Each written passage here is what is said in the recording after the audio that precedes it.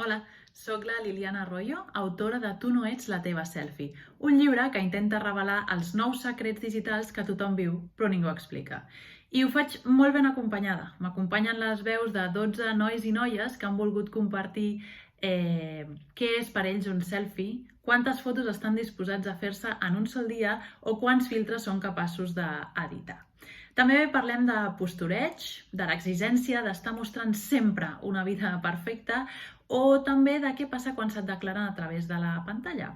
I per què no, també d'aquella sensació de quan has passat un cap de setmana tirat al sofà de casa i només veient fotos d'amics que pugen cims de muntanyes i que s'ho passen superbé de festa.